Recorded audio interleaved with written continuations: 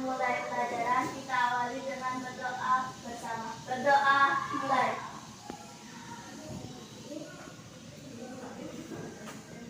Berdoa, selesai. Terima kasih Manik sudah memimpin doa. Juga ketua kelas hari ini. Siapa yang tidak hadir?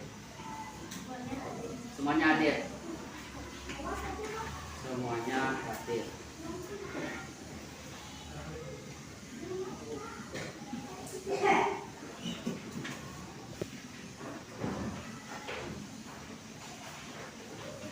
Baik, karena waktu ini dan kemarin tema 6 sudah selesai kita bahas.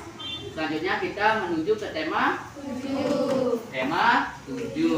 Indahnya keragaman di negeriku. Ya, kita masuk ke pembelajaran pertama ya, yaitu apa? Suku bangsa di Indonesia. Keragaman suku bangsa dan agama di negeriku. Silakan buka di halaman pertama ya. Nah, sebelum kita masuk ke materi apa itu suku dan bangsa ya, dan apa agama di negeriku ya. Di Indonesia banyak mempunyai suku dan agama ya. Suku itu sudah sangat banyak, dan agama di Indonesia ada berapa? 6. Ada 6 apa saja? Hindu, Islam ya, terus Buddha, Katolik, Kristen apa? Kristen Katolik, Kristen apa? Terus ya, terus Konghucu. Iya, itu ada 6 agama yang ada di Indonesia dan memiliki banyak suku bangsa. Nah, dari banyak suku bangsa dan agama di Indonesia, maka dari itu pendiri negara kita sudah membuat slogan ya. Apa? Bhinneka Tunggal Ika. Bhinneka Tunggal Ika.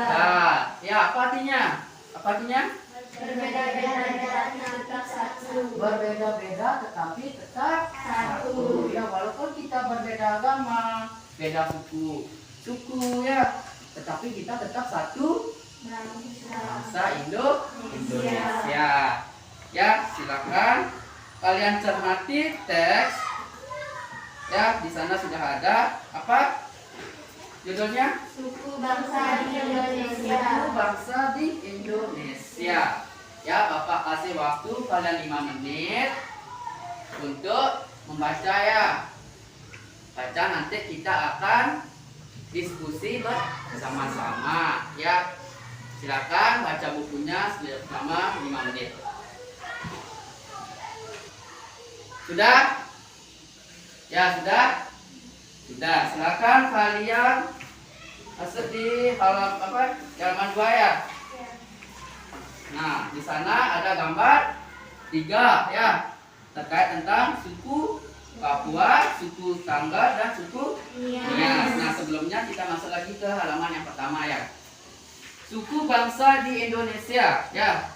Sejak dahulu bangsa Indonesia hidup dalam keragaman ya. Keragaman itu artinya memiliki perbedaan ya. Seperti itu, banyak memiliki perbedaan. Berdasarkan hasil sensus pada pusat tahun 2010, bangsa Indonesia terdiri atas berapa suku? 1331 suku. Berapa? 1331 Ya, suku. 1331 suku. Suku yang paling terbesar di Indonesia? Suku Jawa. Suku Jawa dengan jumlah persennya berapa? 40,2%. Ya, 40,2%. Hampir setengah dari suku yang ada di Indonesia. Nah, suku yang paling sedikit apa? Nias. Suku Nias. Nias. Berapa jumlahnya?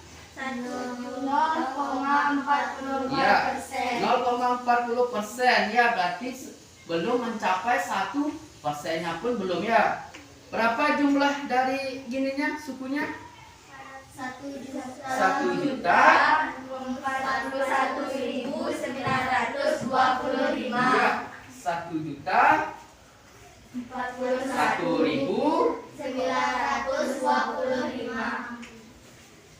jiwa ya. Suku Papua yang terdiri atas berapa? Suku Papua tadi kan sudah ada sebut.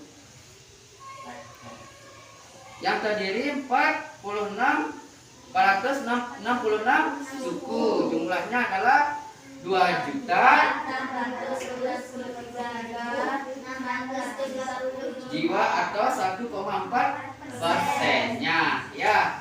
Sana sudah ada berapa ya di gambar selanjutnya di halaman 2 ya, ada suku Dani dari Papua, suku Tangger ya, salah satu suku yang ada di suku Jawa, dan suku Nias, suku yang paling sedikit. Nah, kalian tadi sudah membaca kalimat tersebut.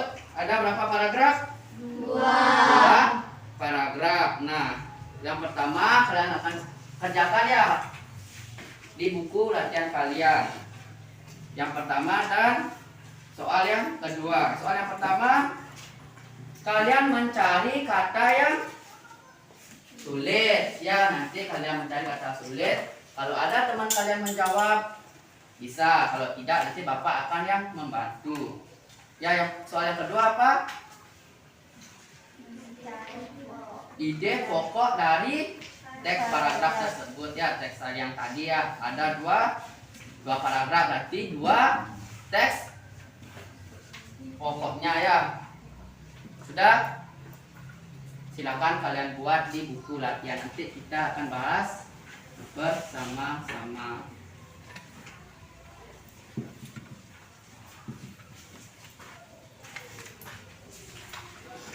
Sudah anak-anak semuanya? Sudah ya. Baik, siapa mau ke depan untuk mempresentasikan ide pokoknya? Ayo, siapa? 2 orang, yang lain ada? Belum? Ya, silakan. Paragraf yang pertama ya. Penduduk Indonesia terdiri atas beragam suku bangsa, agama, bahasa, adat, dan budaya. Ya, silakan duduk. Apa tadi dijelaskan sama temannya? Penduduk Indonesia terdiri atas beragam suku, bangsa, agama, bahasa, adat, dan budaya. Ya, itu ide pokok dari paragraf 1. pertama ya. Yang kedua siapa mau di sini? Oh ya, silakan. Silakan dengarkan ya. Berdasarkan hasil sensus tahun 2010, bangsa Indonesia terdiri atas 1.331 suku. Silakan duduk. Berdasarkan sensus tahun 2010, apa? Bangsa Indonesia terdiri atas 1.331 suku. Iya, itu ide pokok dari paragraf 2. 2. Berarti kalian sudah pintar untuk mencari ide pokok. Baik, dari kegiatan sebelumnya kita mengetahui bahwa di Indonesia terdapat apa? Terdapat keragaman suku dan budaya. Setiap suku bangsa kemungkinan memiliki kebiasaan dan cara hidup yang berbeda. Sama hal dengan kita saat ini dengan pada zaman dahulu memiliki juga beberapa perbedaan. Di antaranya adalah apa? Jenis transportasi. Ya, silakan buka di halaman selanjutnya. Nah, di sana ada 3 buah gambar, yaitu transportasi pada zaman dahulu ya. Yang pertama 1.4 apa? Bendi. Ada gambar apa? Kuda ya. Sedang menaiki kuda. Di gambar 1.5 apa? Pedati sapi. Jelas tentu itu apa? Sapi. Terus 1.6 pedati kerbau. Jelas tentu dia transportasinya adalah kerbau. Nah, itu adalah 3 buah perbedaan ya. Ada kuda, ada apa? Sapi dan ada kerbau. Di ketiganya tersebut juga memiliki persamaan ya. Apa persamaannya? Sama-sama menggunakan hewan. Sama-sama menggunakan hewan untuk Transportasi. ya. Sama-sama menarik beban berupa beni atau pedati. Itu persamaannya ada. Terus di sana di bawahnya ada apa yang terjadi saat kuda menarik beni. Nah, apa yang terjadi? Beni akan bergerak karena gaya yang diberikan oleh kuda. Silakan satu aja, silakan Bapak. Beni akan bergerak karena gaya yang diberikan oleh kuda. Iya, Bendi akan bergerak apa? Karena gaya yang diberikan oleh kuda, ya. Terus yang kedua apa? Pedati akan bergerak karena gaya yang diberikan oleh kerbau. Oh iya, sama. Pedati akan bergerak karena gaya yang diberikan oleh kerbau. Nah, itulah mengapa jadinya Bendi dan pedati bisa bergerak karena ada apa? Gaya, ya. Nah, di sini ada 3 apa namanya? Kegiatan. Yang pertama, dorong meja. Ya, siapa di sini mau mempraktekkan? Terus yang kedua, ada angkat tas dan menurunkan tas. Dan yang ketiga, apa? Ambil selembar Kertas lalu diremas. Ayo kita praktek yuk biar kita tahu ya. Yuk siapa mau ke depan? Yang cowok ya. Ya silakan maju. Ya kita maju mejanya ke depan. Yuk kita perhatikan. Ya cermati. Ya silakan satu silakan duduk. Boleh sana. Nah, perhatikan teman kalian sekarang. Ya, meja didorong, coba dorong. Nah, apakah ini pindah posisi apa tidak? Apa meja bergeser apa tidak? Geser. Selanjutnya silakan tarik lagi. Nah, meja ini bergeser apa tidak? Kenapa bisa bergeser? Ada gaya yang diberikan, sama hal dengan pedati sama apa tadi? Beni ya, karena diberikan gaya oleh kuda, makanya Beni dan pedati bisa pindah tempat atau bergerak seperti itu. Terus yang kedua, siapa mau praktekkan? Tas dilempar, tas di ya, yuk siapa mau? Silakan, Manik. Boleh tasnya pakai. Ya silakan duduk. Tepuk tangannya dulu buat temannya. Yuk silakan tasnya dalam posisi naik. Ya diturunkan, jatuhkan. Nah, tasnya turun apa tidak? Turun. Kenapa bisa turun? Karena ada gaya. Iya, karena ada Gaya. Silakan. Ya silakan tepuk tangan buat temannya. Yang terakhir. Selembar kertas kalau kita diremas, ya siapa mau ke depan praktekkan? Mau praktekkan? Ada kertas? Ya boleh. Oh, udah. Ya. Lihatin ke temannya, kertasnya dulu. Pegangin gini. Nah, kertasnya awalnya adalah apa? Masih bagus, utuh ya. Nah, silakan kamu remas. Remas terus, remas. Nah, lihatkan sekarang. Gimana keadaan kertasnya? Apa berubah? Bentuk. Berubah Bentuk. bentuk. Ya, dari awalnya kertas itu bagus, sekarang menjadi apa? Lecek, bahasa Balinya apa? Lecek. Ya, silakan duduk. Ya, kembalikan lagi bangkunya. Mulai tepuk tangan temannya. Kembalikan. Nah, itulah 3 aktivitas yang sudah dipraktekkan oleh teman kalian, menandakan bahwa itu adalah sebuah gaya. Yang pertama, aktivitas yang telah dilakukan terhadap meja sehingga bergesek disebut dengan Gaya. gaya.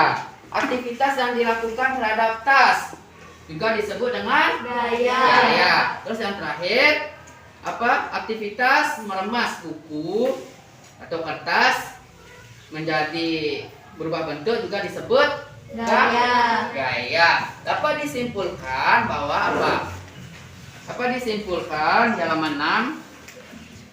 Apa disimpulkan bahwa gaya adalah dorongan atau tarikan yang dapat menyebabkan benda bergerak atau berubah bentuk. Ya, suatu hal kalau kita laksanakan, misalnya kayak tadi mendorong, ya, menarik seperti itu atau merubah bentuk itu disebut dengan gaya. Nah, di sini di bawahnya ada 5 contoh ya. Yuk, yang pertama yaitu seorang anak kecil sedang mendorong apa? Mobil. Gaya yang dihasilkan adalah Gaya dorong. dorong. Kalau dorong memakai Otot. jadi gayanya yang dihasilkan adalah gaya Otot. otot. Terus yang kedua ada sebuah lampu yang menyala. Lampu yang menyala diakibatkan oleh listrik. Jadi gaya yang dihasilkan gaya listrik. Nah, yang ketiga ada seorang yang sedang menggenggam Magnet. Magnet itu sedang menarik Paku. paku. Gaya apa yang dihasilkan? Gaya magnet. Iya, gaya Magnet. magnet. Terus yang keempat ada sebuah pohon dengan buahnya ya, tetapi buahnya jatuh. Gaya apa yang dihasilkan? Gaya gravitasi. Gaya gravitasi atau gaya tarikan ya, tarikan dari atas pasti ke bawah kayak sama hal yang diperhatikan oleh Manik tadi ya. Ketika tasnya dijatuhkan pasti turun karena ada gaya gravitasi. Nah, selanjutnya ada seorang anak kecil yang sedang mendorong kursi roda ya. Kenapa kita mendorong kursi roda itu terasa ringan? Karena ada gaya gesek. Gaya gesek yang dihasilkan oleh rodanya ya. Kalau ada bantuan roda pasti lebih gampang ya. Jadi dapat disimpulkan bahwa gaya ada berapa macam. Salah satunya apa? Gaya otot, gaya listrik, gaya magnet, gaya gravitasi, dan gaya gesek. Gaya gesek. Nah, selanjutnya di bawahnya karena sudah jam ya, silakan kalian buat itu ya. Perhatikan contoh kegiatan menggunakan gaya otot. Yang pertama ada tarik tambang. Yang kedua seorang membuat gerabah. Yang ketiga seorang ibu menggendong anak. Dan terakhir ada 2 ekor kerbau sedang menarik ya. Terus selanjutnya di halaman 8 kalian buat di buku latihan kalian. Bapak kasih waktu selama 10 menit ya. Yang pertama, apa yang dimaksud dengan gaya otot? Tadi sudah dijelaskan. Yang kedua, perhatikan gambar-gambar contoh gaya otot di depan. Apa pengaruh gaya otot terhadap benda yang dikenai gaya pada setiap gambar? Tadi sudah dipraktekkan oleh teman kalian ya. Pengaruh gaya meja digesek. Apa pengaruhnya? Berpindah Tempat. tempat itu pengaruhnya. Kalau kertas diremas, apa pengaruhnya? Berubah bentuk. Sama dengan hal yang di 4 gambar yang tadi ya. Ada beberapa gaya otot yang dihasilkan ya. Bapak kasih waktu selama 10 menit. Silakan kerjakan.